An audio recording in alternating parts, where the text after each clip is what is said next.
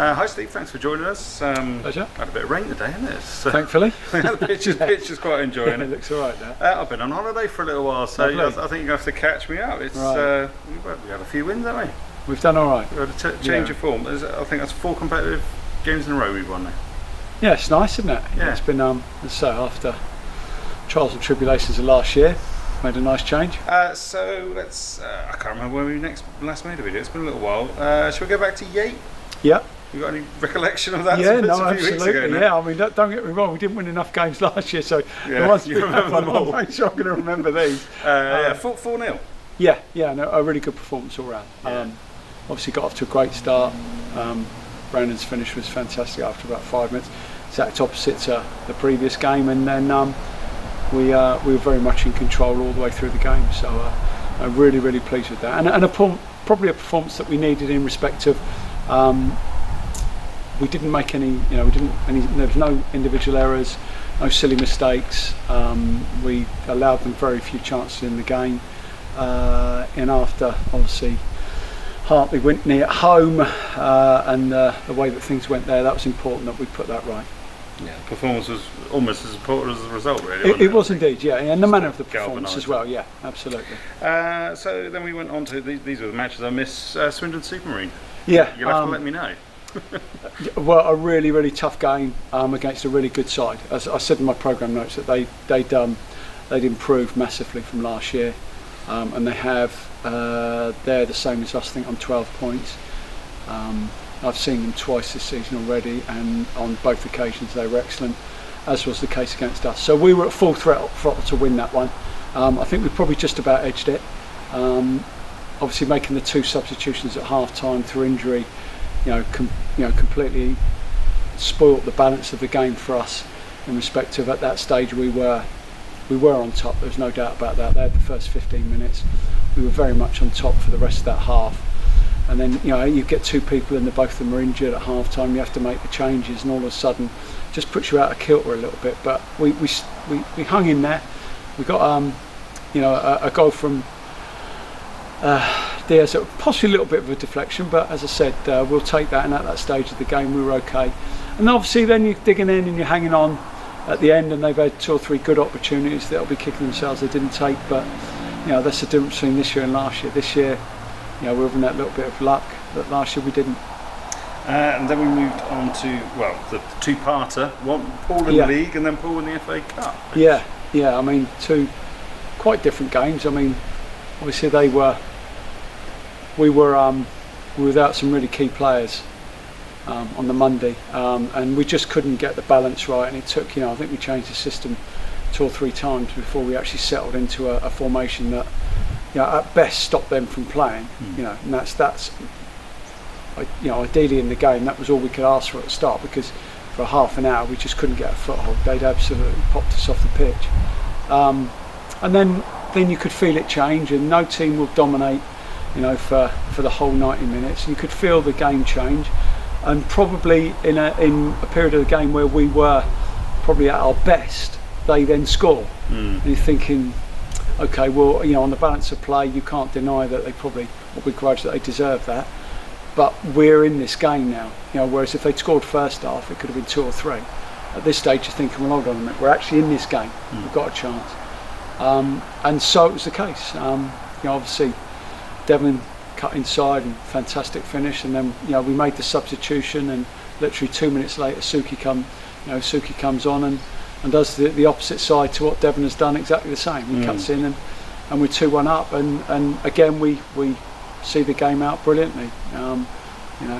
Everybody to a man has put their body in the way, and as I say, in the end we've got the result, albeit have we deserved it? Probably not, but we've been plenty of times after games wondering quite how we've drawn or lost games that we've completely dominated. Well, so we know how they nice feel. To wander in the opposite direction. Yeah, absolutely. And quite sweet to make a nice substitution and be repaid. Yeah, love it. I mean, as I said, I remember last year going there, and I think we had 1 substitute. Yeah. So just to have that luxury of being able to put 1 or 2 players on and have an impact. And have an impact. Then the FA Cup, which we played on Saturday.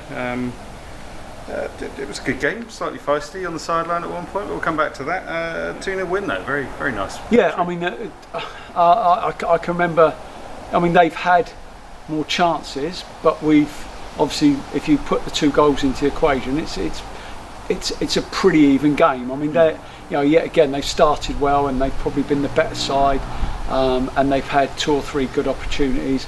We've then taken an opportunity. We've had a fantastic ball by Charlie Davis, a real moment of quality, and then they've had 1 or 2 other chances. It's never a penalty. The boy has gone over. He's over. His touch is too heavy. In the highlights, the Poole players' nobody appeals. reactions. Not even he summed appeals. Up for me. Just turned around and walked away. Yeah, absolutely. He doesn't appeal. He doesn't get up screaming and shouting. And you can always tell that's the giveaway. And I think even on the video, you can see that Gerrard doesn't make contact. And I asked Gerrard after, he said, no, I didn't get anywhere near him. So, not a problem there. I've got to say as well, we had 2 really good refs for both the games, which I thought was important because, as you say, they can be, quite passionate affairs. And then, obviously, they've had 1 or 2 good chances. Gerrard's made a fantastic save. Brilliant save. It was, and we've at half time we've got in, and obviously we've had to change the system a little bit where we've just to tuck the wide players in a bit. We've had 2 injuries during the game, which has meant I've got I've got 3 subs, 2 centre forwards and a 16-year-old kid. They've all come on.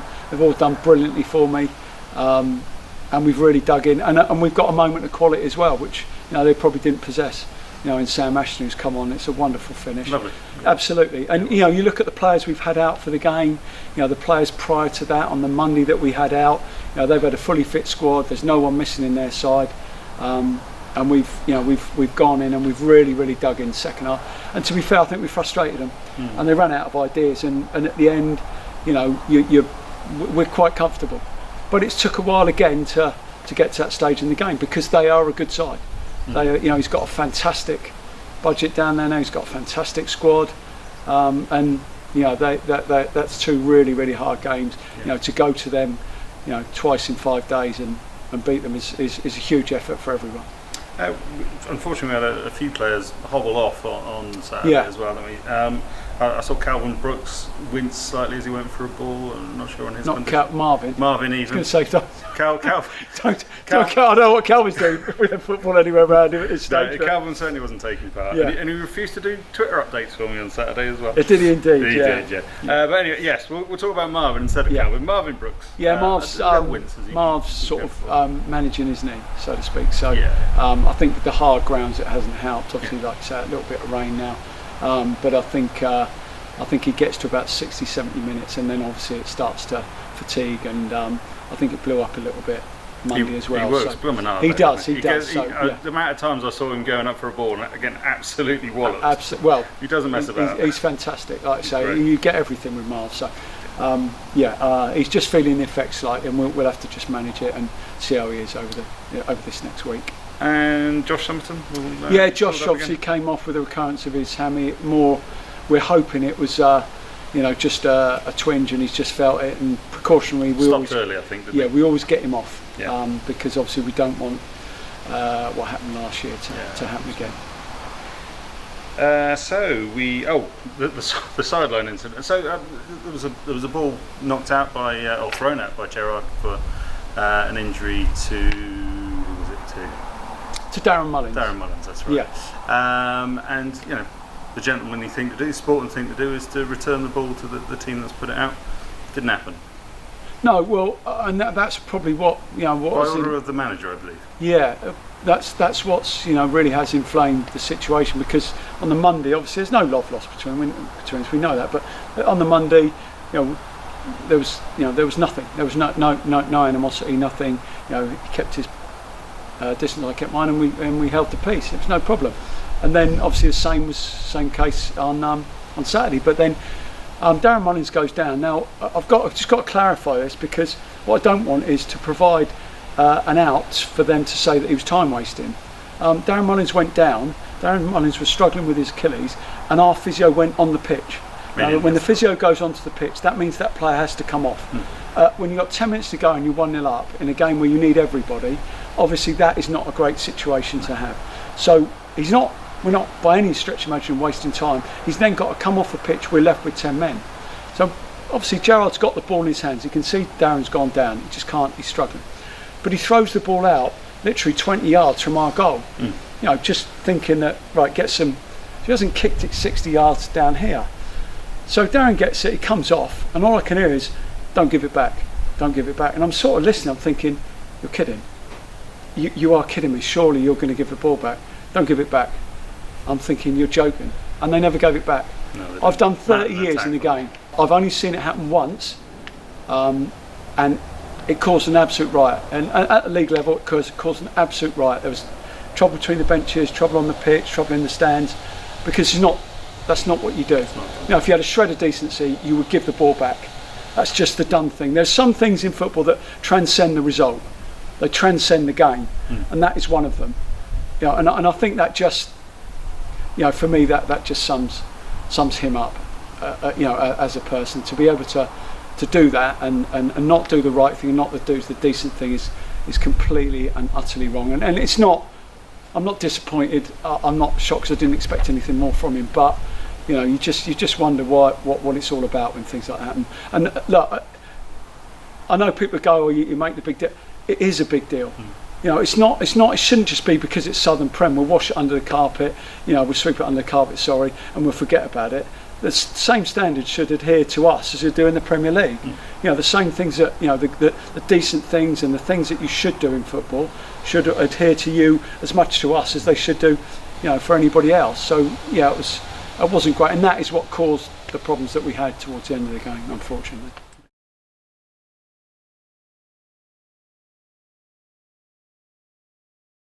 I think you can put into the equation Gosport, ourselves, certainly Paul. We are a very good side, I hasten to add. In that sort of bunch of about 12, I think, who will expect or will hope to be in the top 5. And as I say, out of those 12, anyone can beat anybody. I know Western have made a good start, but you know there's sort of 10 to 12 clubs that will all be fighting for that top 5, and certainly Gosport and Paul are, and ourselves are probably 3 of them. I don't want to gloss over Merthyr Town too quickly, but we do welcome them here on Tuesday. Yeah. But the reason I want to move on a little bit quickly is because we have Oxford City drawn in the next round of the FA Cup. Yeah, so Merthyr obviously beat Truro 5-2. Now they'll be on a high, and I think they've got them again this Saturday. So that'll be a really tough game. And obviously, Oxford City, another nice draw in the cup for us. And I have been lowest form of wits. Yes, it's staggering. It's nice really that it's at home. That's the only positive. It's at home. Yeah. I mean, we're plucking at straws, but yeah, I mean they're a good side. I think they're 8th in the Conference South. So you know, out of everybody, we've got the 8th hardest draw that we could possibly have had. So there we go. I think we're just probably getting used to it now. So it's a bit disappointing, but we'll get on with it and we'll give them a game. Yeah, we will do. Thank you very much for joining us. Pleasure. Thank you. Cheers.